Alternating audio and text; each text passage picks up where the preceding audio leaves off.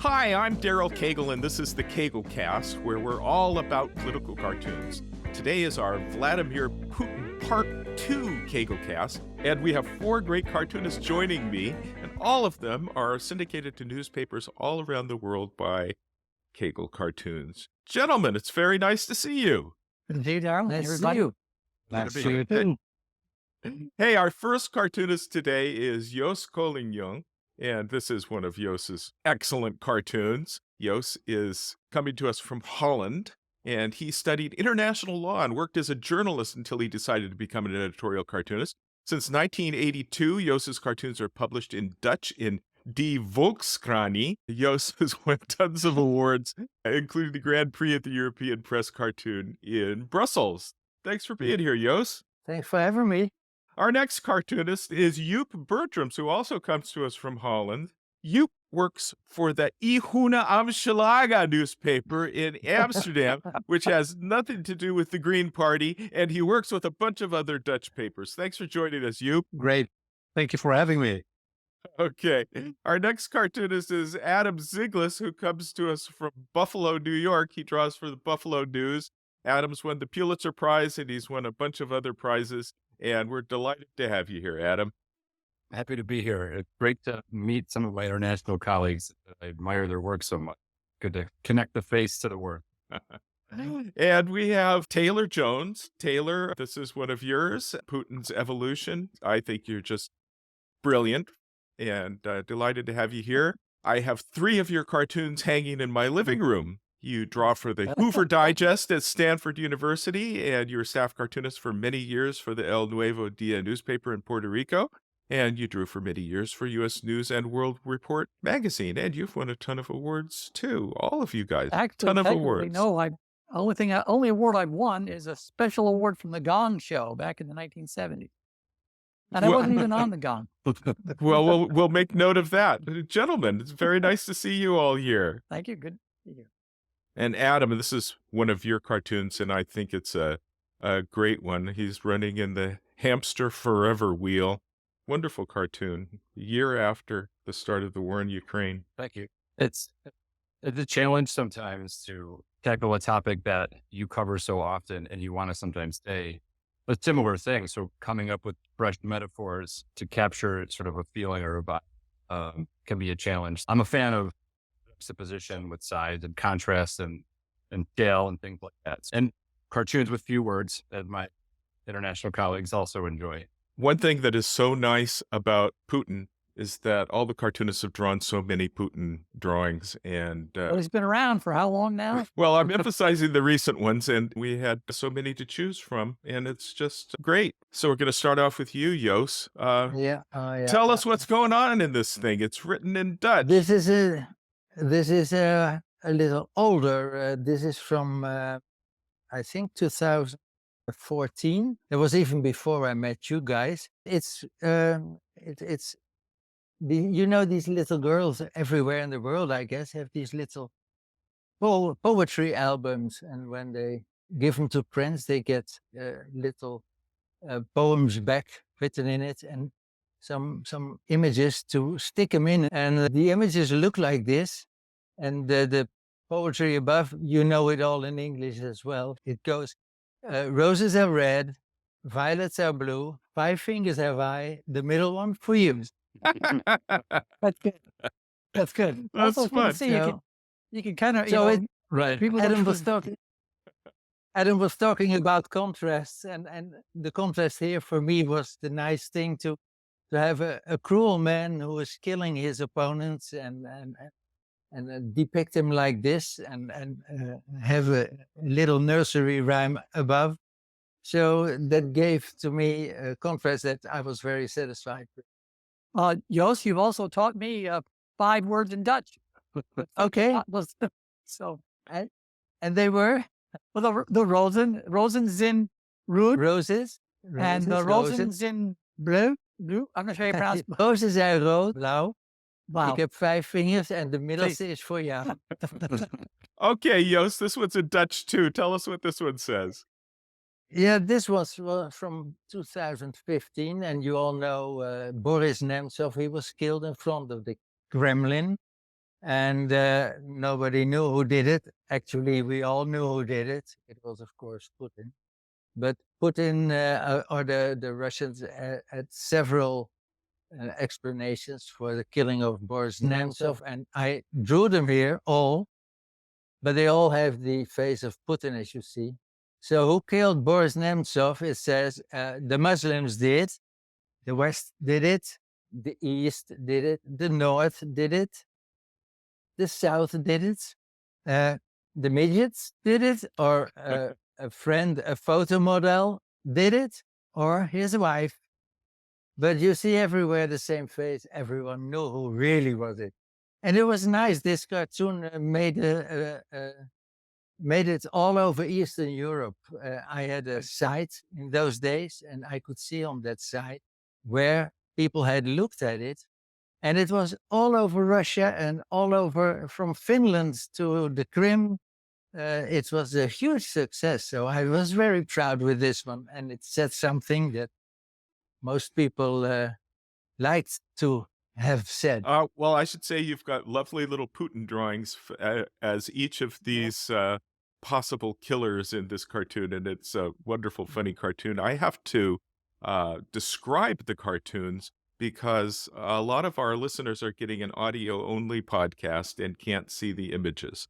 So as I go through them, you just got to sit through my descriptions. And when they're in Dutch, we got to sit through your descriptions. Or they can It's okay. they can go to youtube.com or Apple Podcasts or Cagle.com or Caglecast.com. They can get the video podcast or subscribe wherever you're seeing this podcast.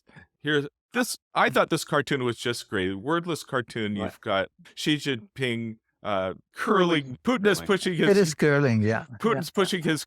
Putin is pushing his curling bomb as Xi Jinping is doing the sweeping in front of it. This is a wonderful cartoon. He's sweeping the bomb toward Ukraine. At the time, we thought he was paving the way for Putin's aggression, but we still don't know if that's the case. Nobody knows where China stands in this conflict, and they leave it like that. So I think they're going to stand. Yeah, stand anywhere that they can get the most out of it. Yeah, I guess so. This one I think is fun. You've got the world queuing up the Zelensky cue ball to knock the Putin 8 ball into the corner pocket. That's it. I guess you said it all. That's a great metaphor. I love no word. The caricature of Putin is wonderful. Going back to even the one with his face on all the different characters, you have him reduced to the eyes and the nose. All you need is the eyes and the nose, and it's him. Yeah. Well, I get a little bit in trouble the moment I have to draw his mouth. Because it's easy for me. This nose, it covers everything. Well, he used to have a very different face. He's gotten puffy and round lately. He looks more like a little cartoon elf. Yeah. But in the past, he had this very Bond villain face with the harsh cheeks and the mouth that looked very evil. Yeah. I've heard that he's on a lot of steroids. Chin as well. Yeah. I've heard that he's on a lot of steroids. To make him puffy. No, but for those shirtless photos. Make him puffy, but that's what happened. Why would he be on a bunch of steroids? I've heard his health isn't, despite the virility that he likes to show the world, that he's got some serious health problems. And again, this is just stuff I've read. It's all probably medical speculation, but it has been speculated that he's taking steroids or something else that is making his face pouch out, get kind of orangutanish. Yeah. He and I are the same age, so I can understand. Small world. Yeah, it certainly looks like. Yes, I really like your pool player too. I just like the way that's you got them really well done. So we've got this crazy Russian Orthodox Church that is so pro-war and so much in Putin's pocket. And I notice a lot more cartoons about the crazy church, both in Russia and in Ukraine, from the international cartoonists. The American cartoonists don't seem to draw this at all, which is kind of interesting. Yeah. And it seems like a major issue and thing that's going on there that is seen internationally and just not seen here. So here you've got the crazy Russian church on Easter resurrecting the Moskva, the warship that Ukraine sank. And it was a wonderful Easter cartoon, a resurrection cartoon. But why is that, Daryl? That in America there are less drawings about church and churches and church spiritual leaders like this. I try to do that. I should say that's probably generally true. We don't get as many cartoons printed about religion, unless it's a Sensitive holiday topic. cartoon. My paper historically has been sensitive to criticizing the Catholic Church because of our demographic and our readership. It's not the case in the last 10 years. I've been allowed to do so more. I don't feel like my coverage I'm reading of Russia and Ukraine, I don't think a lot of the coverage I'm reading focuses on the church. And so that could be it too. Yeah, we don't get it in the news Daryl- coverage either. Yeah. Because Daryl mentioned it, the crazy church, so you can easily say it, but you don't draw it very often. Well, it's always a sensitive. It's always a sensitive topic here, and editors are always worried about subscriptions being canceled, and some Yeah, of the first to yeah. do that are those who are offended whenever anything touches on religion in their view in a negative way. You know, you've got some cartoons here that depict crucifixions as well. And Yeah. American cartoonists do that once in a while. I've done some. And I notice in the stats that every time there's a crucifixion in a cartoon, the cartoon just doesn't get reprinted. Yeah. As much as we want to draw Well, that's- crucifixions, much as we want to draw blood and Nazis and Ku Klux Klan, none of those things get Yeah. reprinted. The editors just don't print them. We Yeah. draw them for ourselves. Perhaps to the artist's it- credit, it's not like they draw any less of these. They just don't get printed. Yeah, well, there must be some differences between the subjects that American cartoons take and draw and the European. Pat Bagley once told me that he has to submit all the ideas he has to the editors before he starts drawing. And that's not done in the Netherlands. That's quite a difference. And that makes him perhaps, although you don't notice it with his cartoons, he's so unbelievably skilled that makes his position different from our position in the Netherlands, for instance. A lot of cartoonists suffer from that. Do you have to do that, Adam? I give, I spend like around midday, I send my sketches I'm considering to different people, including my editor, to get their feedback. But I ultimately pick the one that I'm going with. They just want a heads up on the sketch so they're not blindsided. So there is I don't just draw to completion and then submit it without them seeing it. I will give them the sketch before I start inking so that they just know what it is. And every couple of years, they will say, wait a second, this visual might be too offensive. But generally speaking, that doesn't happen a lot. So they don't pick and choose. I've heard of some cartoonists will give them options. That's a terrible situation where then the editor's like, you got to use this one. Clay Bennett for years said he would have to do that. And like, he kind of would be strategic about which ones he would show them just so he would get the one he wanted in the paper. That happened a lot doing drawing cartoons for El Nuevo Dia in Puerto Rico. And I had to, I speak Spanish to some degree. I'm certainly not fluent, but I dealt with an editor who was very proud of making sure to deal with me in Spanish, only English if he absolutely had to, although he spoke English. But I had to come up with at least 3 and sometimes 5 or 6 ideas, and I would do my best at the same thing to try to couch him in a way that he would choose the one I wanted, and sometimes he was really annoyed when he did. That's funny. That's completely unknown in the Netherlands. Yeah. No, I love you. The people who write columns in the Netherlands, if in America, do they get the same treatment? Do they have to tell them in Jos, advance what they may I are? interrupt you? Because Yeah. I'm from Holland and I work in weekends and on Sunday and Monday I work for the Hoover Amshalaga and other papers as well. And I sent 3 sketches or so to the Hoover and they chose one and the other one I could use for the other one. So I do propose to the Hoover and if they choose Okay. one, And I know Willem for, I think for Canard, for Charlie Hebdo, also makes three Not for sketches Charlie Hebdo, or does three he? drawings as well. It's no, not I I so. was- wasn't Charlie Hebdo's. Are they because Well, it no, gives I you guess so.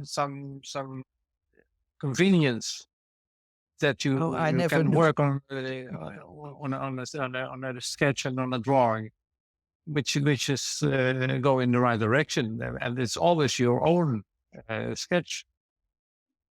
Yeah, Um, but oh well. I'm sorry, I did not know that.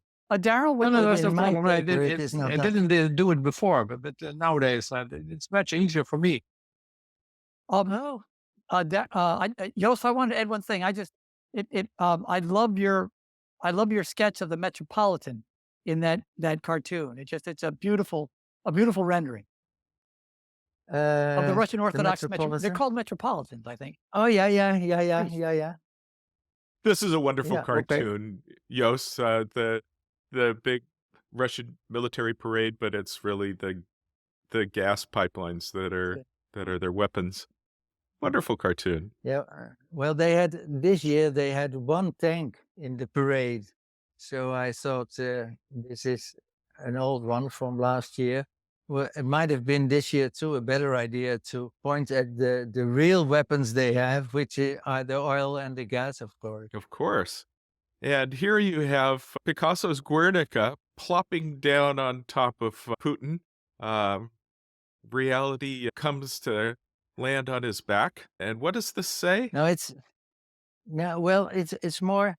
I don't know if it was in America like that, but we had in Holland a lot of people, or some people, who glued themselves to paintings or to a table in a talk show as a way of protesting against, I don't even remember, the environment or something like that.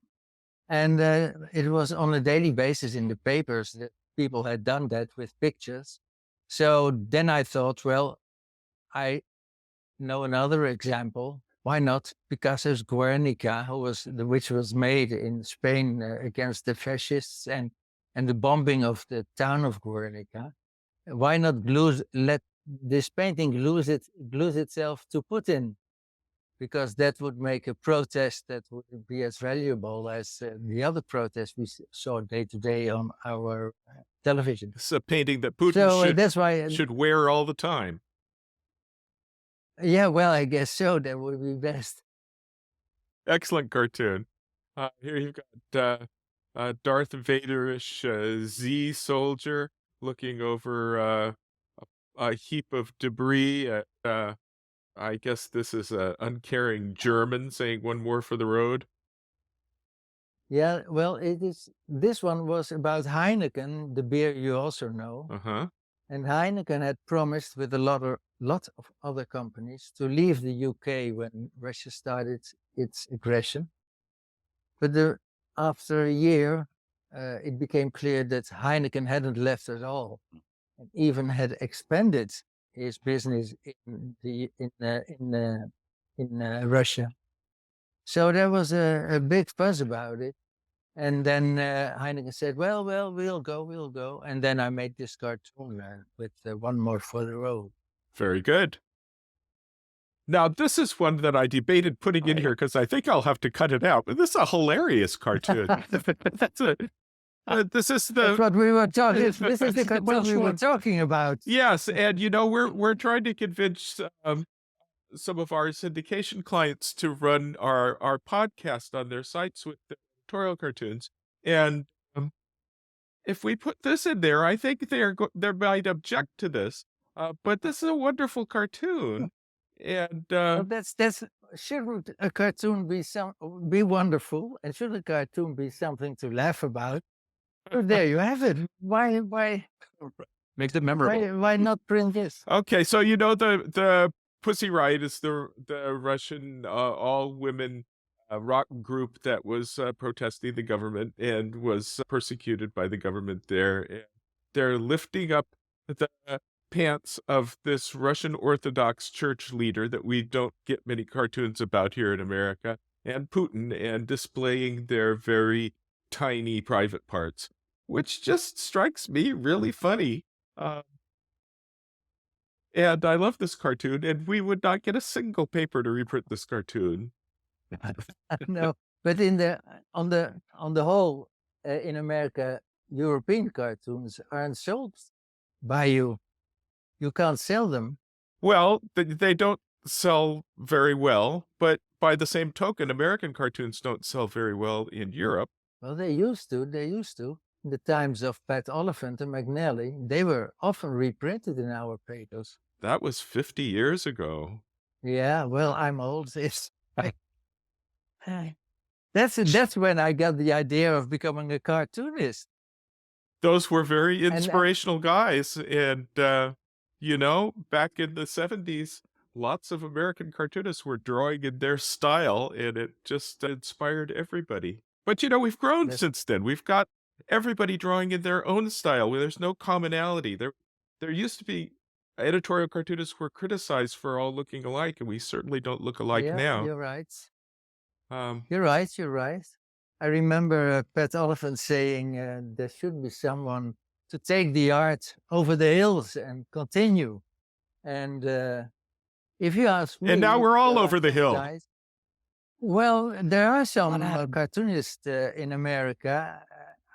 I'm a big fan of Pat Bagley, for instance. I mentioned his name. Mhm. I think he is a fighter with a lot of humor and a real political cartoonist. I think he is one of the guys with you who put the art or the trade over the hill.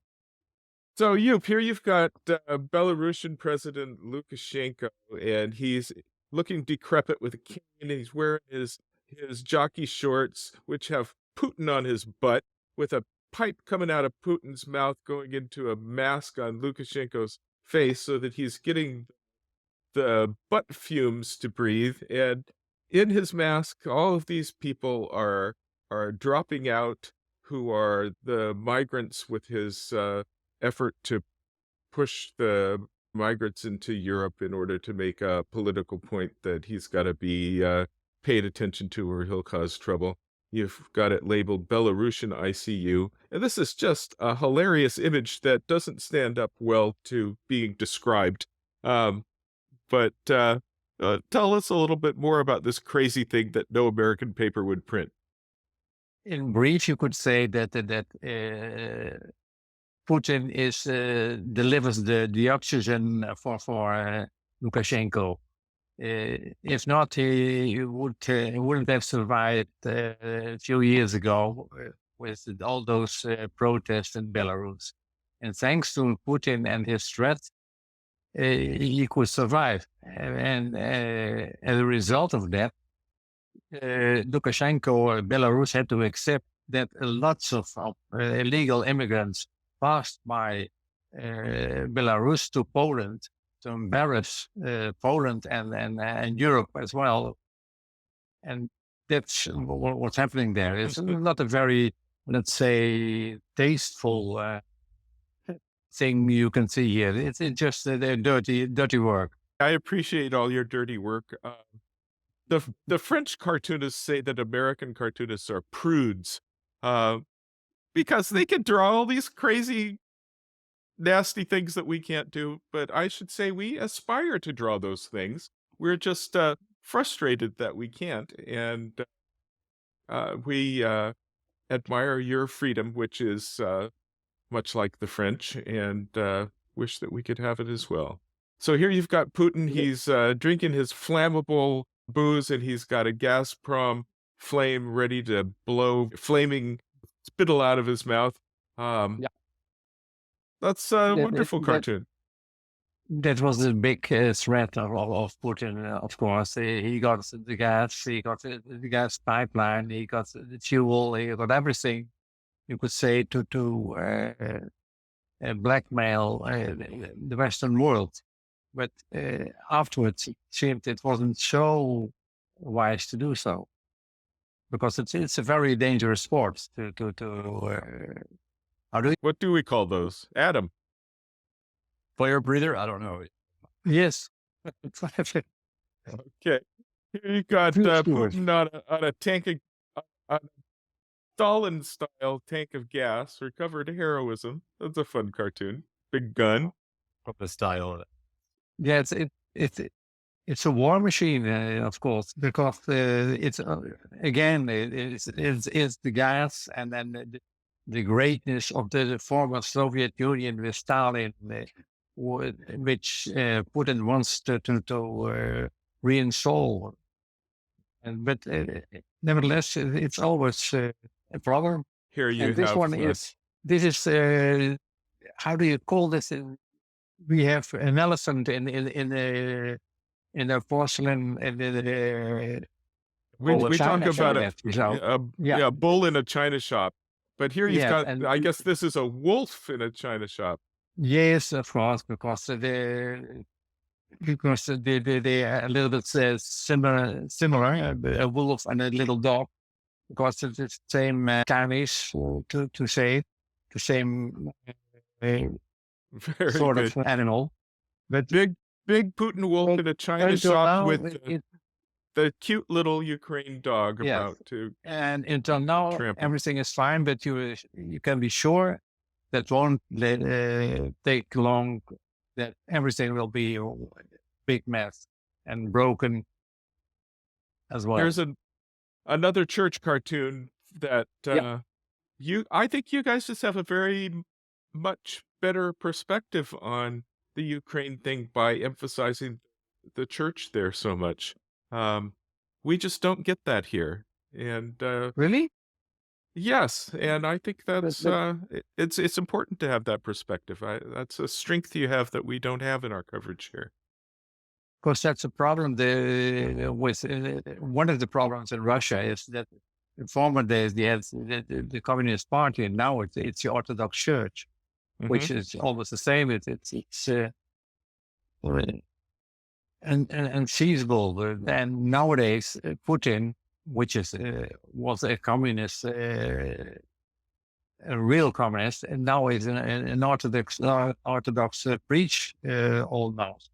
And everything has to do with him and his power. Yes, So and this is he one of the compares things himself that he compares himself with God in the end. This is one of the things that Republicans who oppose giving aid to Ukraine bring up occasionally, bring up often, is that the Ukrainians are suppressing religion in their country by suppressing the church there, which is really just a propaganda wing of Russia. And they're But it's every. No, go ahead. Go ahead, Thank you. Taylor. And also, that's a big reason, I believe, why people like Marjorie Taylor Greene and a lot of Republicans are really on Putin's side, because Putin wants what they want, which is basically a white nationalist society. And whereas, a lot of Republicans, certainly Marjorie Taylor Greene, would have the evangelical Protestants on their side, so too with Putin and the Orthodox Church. They're all looking for support with the fundamental Christian. And both Russian Orthodox and evangelical Protestants aren't too keen on the gays, so they're on gay people. They've got a lot in common, which is scary. Right. Fundamental Christian. And you also see it in Israel like this. I mean, Netanyahu can stay in power because of the fundamentalist Christians. Absolutely. And not Christians, but Jews. And so the right wing has found the fundamentalism on its side, and that makes them strong everywhere. Well, it's funny But because in a way, it's very strange because they discuss the Muslim all over, and it's a religion as well, and they have the same very straight principles. And what is the difference? We'd be having a very different conversation now if I'd have invited one of our conservative cartoonists to join us. All I've right, heard them about it already. here you've got the Russian mobilization 2022, and everybody is running scared, and of course, a couple of them have their pants down. And that's a beautiful because drawing. that's what you do. Yep, that's a beautiful Expressions drawing. are haunting. Yeah. Because it's And of course, out of contract soldiers. So you have to a draft, and no Russian Yes. wants to be in the military. The mobilization was they're calling up people to serve in the military in Ukraine, and of course, many of the men that stood to be drafted ran out of the country as quick as they could. Wonderful cartoon. This was hard to draw. Yeah. I hate doing crowd scenes. Me too. Me too. Yeah. But every now and then you need to. Here you've got an evil-looking Putin holding a broken, bloody plug, the Ukraine Strangler. Of course, he's blowing up all of the electrical generation facilities in Ukraine. He The tried lighting's to very nice. to Yep. strangle Ukraine, but Beautiful quite- use of light in all your cartoons. I just thank love you. your use of light. Thank you. Looking good. Here's the Putin Brigade 2023. You've Great. got them all lined up, and they all have one amputated leg. They are both hampered and injured. What did you have in mind on this one? Just that. The whole arm is hampered and almost one leg. I rubbed the bullet away, and it's like at first it takes you a few extra seconds to really gather all Yeah, the legs it's- are gone. oh, At it's first, I great. thought they're standing in a certain way. I Very have a well done. question about the Z's because we've all used them, and of course, in photographs, tanks, and things, you see the Z. But I don't think average readers in the U.S. really have associated that Z with the Russian as kind of the Russian emblem in this war. Is it different in Mhm. Europe? Does everybody associate the Z with the Russian as sort of the Russian emblem of the war? I guess so. think so. I guess so. Yeah, because there are a lot of images and photographs and also on television and all tanks. They have all those, especially in the beginning, were all made up with a Z. So I think that won't be a problem.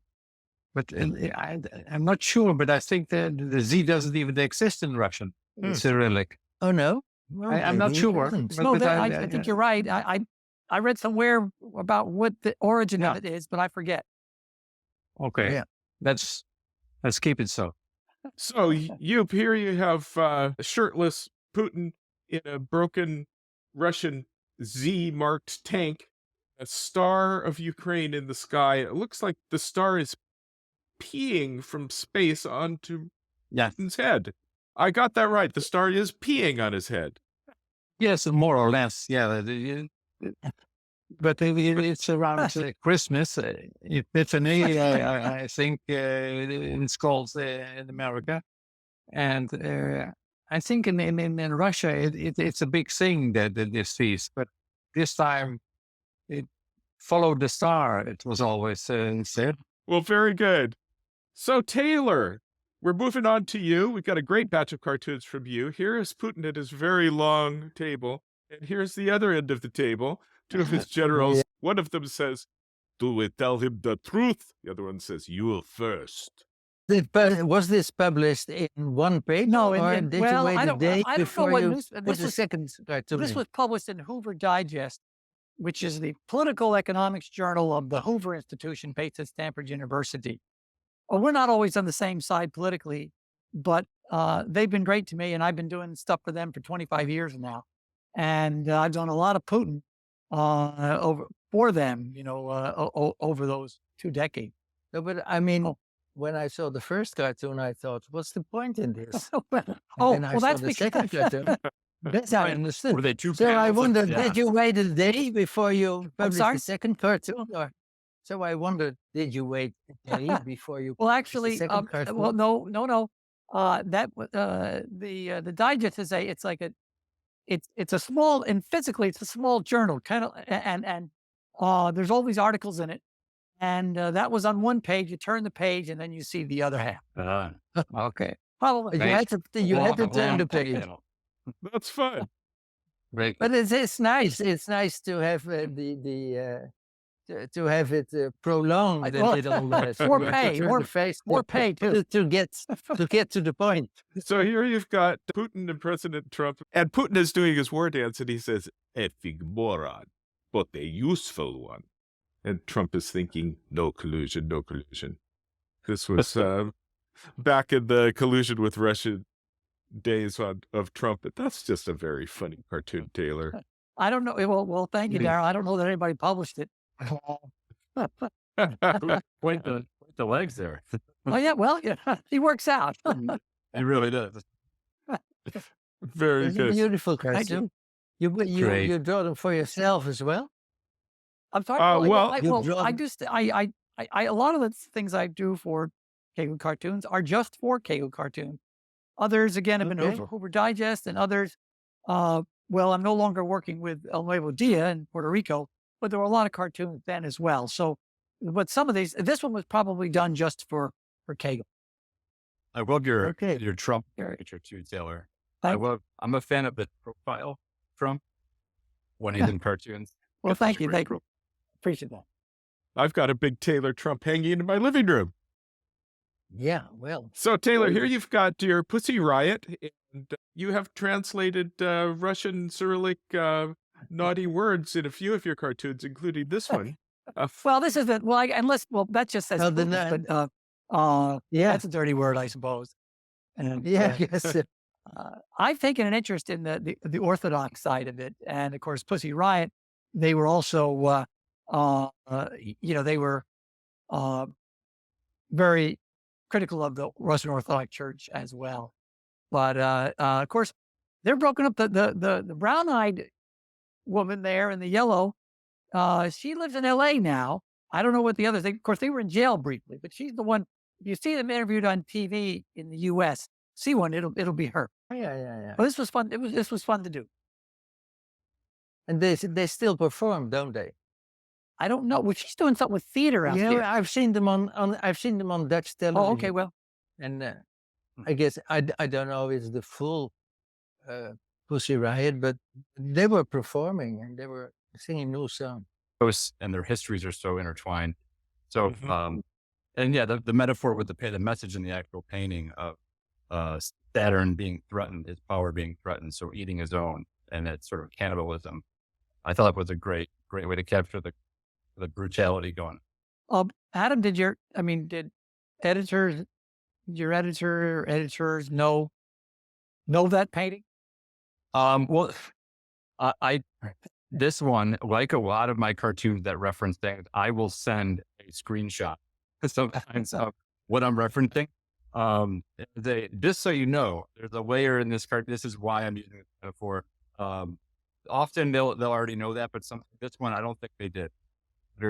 I'm a fan of fine art, and not everybody is. I think the image is famous, and I'm also that my paper cartoons run in black and white in my newspaper, color online, but I think because it's black and white, I could get away with this.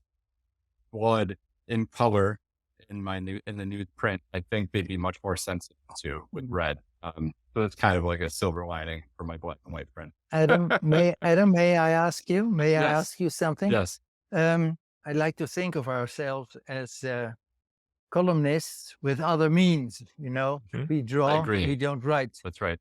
People who write, columnists who write, do they have to also in advance tell the editors what they are going to write about and in what way they will do it? I think it's for at least for the Buffalo, for me, it's similar where I'll give them a sketch, and sometimes it'll be the finished product, but I just show them, and they have the final say. And the same with columnists.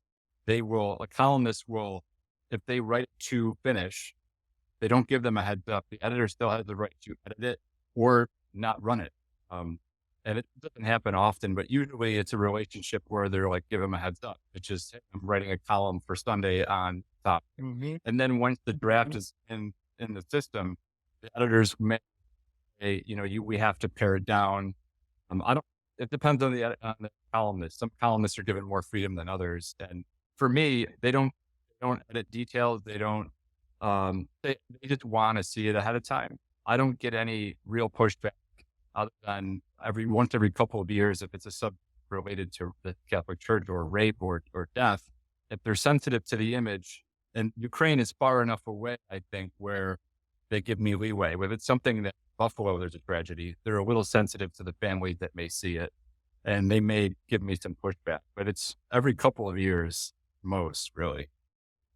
This is a lovely cartoon, Adam. You've got the very long Putin conference table, and Putin's looking way far away I at the love this world one. on the I other side. really of the love table. this one. Thank you. And you Yeah, have wolf. It's You have wolf feet on his chair. That's right. That's what. You got the little details. I'm glad you noticed that. You got to add some little. He's a Easter eggs. cartoonist as well, though. Sometimes.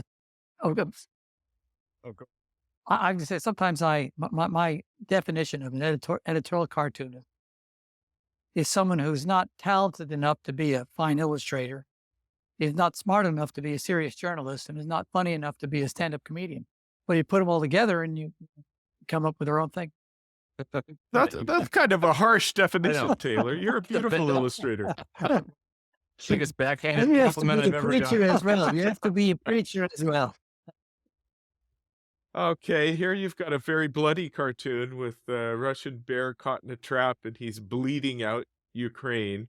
Similar to the first cartoon you showed with stuck in the gears of Ukraine. It just that little bleed, which is the way to win in this kind of war. Okay, thank you so much for being here. Thanks to Jos, to Joep, to Taylor, and to Adam. We appreciate your being here for the Caglecast. Remember that the Caglecast is in both audio and video formats. If you didn't get the video version, you can see that on Caglecast or Cagle.com or Apple Podcasts or Spotify, and it's all so cool, and you just got to see it. You should remember to subscribe to the Caglecast. Subscribe to the Caglecast, and gentlemen, it was wonderful having you all here, and we'll invite you back. Thank It's you. a lot of fun.